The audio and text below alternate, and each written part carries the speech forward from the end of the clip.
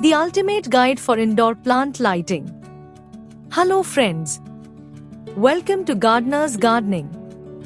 Indoor plants add life, color, and beauty to our living room, but their success largely depends on light. In this video, I am trying to share with you a complete overview of the indoor plant light that will make you sure that your green friends will stay happy and healthy in your living space.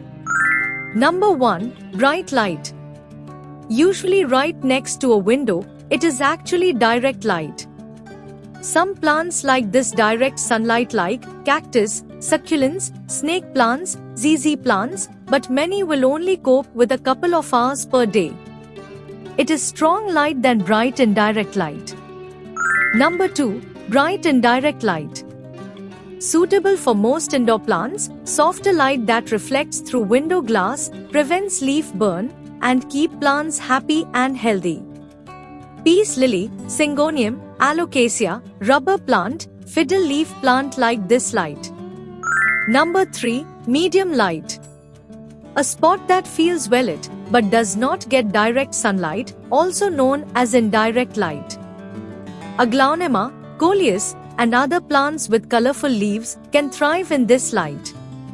Philodendrons, pothos, calatheas can manage in this light. They have no problem if they get medium light per day. Number 4. Low light. A spot that gets little natural light but is not completely dark.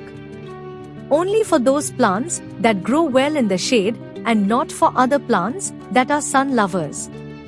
Cast iron plant, anthurium, spider plant, lucky bamboo can thrive in low light conditions. Choosing the right light source. Number 1. Natural sunlight. All house plants need some natural light so they can produce energy, but they don't all need the same amount. How much light a plant needs for photosynthesis depends on where they live in the wild. Cacti are used to deserts, so they love lots of sunday. Most tropical plants like fiddle leaf fig, palms, rubber plants, monsteras, and calatheas come from dense tropical rainforests. So, they like medium light. Ferns and pothos are used to deep shade, so they will take whatever they get. Number 2. Artificial light. With appropriate supplements of natural light and the use of energy-efficient fluorescent or LED grow lights to make sure that the intensity of light is sufficient for the plants. Can plants absorb artificial light? Yes, plants can absorb any light, but you have to use LED grow lights if you want to put plants in a room that gets no sunlight. Artificial light should be strong enough to keep plants happy. Does the direction of home matters? If you know which direction your room faces, it's easy to know how much light it will get. East facing. Sun in the morning, it gets too hot mainly during summer. East facing rooms are great for most plants like cacti, succulents, snake plant, ZZ plant, peace lily, spider plants, rubber plants, etc. South facing. Get sunlight most of the day, but especially strong sun in the middle of the day.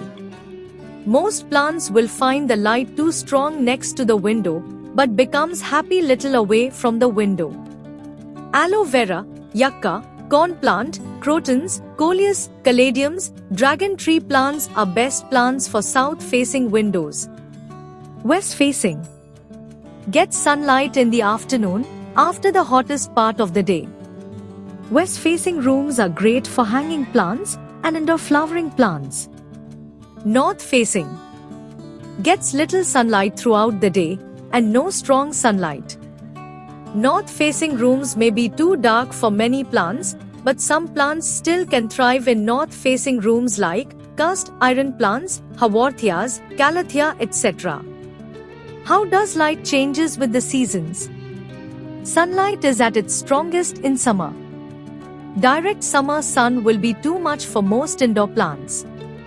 Actually, they don't need such scorching sun rays, mainly during midday. But in winter, days are shorter and the sunlight is weaker. It's good idea to move plants closer to a window so that they get more sunlight for photosynthesis. The sun won't be strong enough to burn them in winter. Supplement with artificial light in the winter. When natural light is scarce, you can use artificial lights like fluorescent lights or LED grow lights to supplement your plant's light needs. How do you know if a plant is not getting enough light? There are several signs from which you will understand that your plant needs more light. Number 1. Leggy growth. This means that your plant is growing tall but not adding many leaves. Number 2. Pale leaves.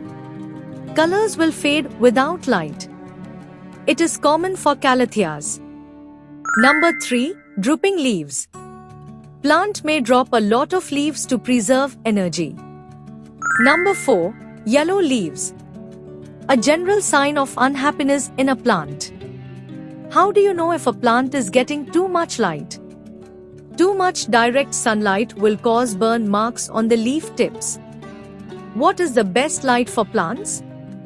Full spectrum LED grow lights are considered excellent as they cover a wide range of the light spectrum, mimicking natural sunlight and supporting various stages of plant growth.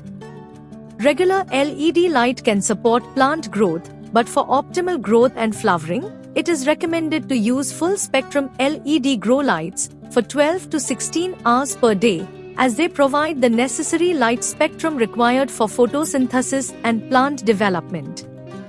Blue light promotes growth, and red light encourages flowering and fruiting.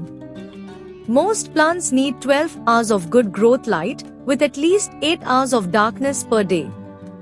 Photosynthesis has to biochemical process, light reaction, and dark reaction. So, plants need both light and darkness. Keeping lights on for 24 hours may cause stunted growth. With these information, I am pretty sure that now you will be able to manage your indoor plants more efficiently, keeping in mind about their lighting requirements.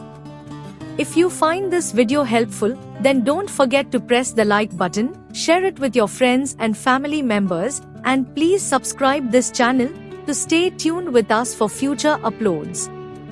Take care of your green friends and keep them happy. God bless you and thanks for your time.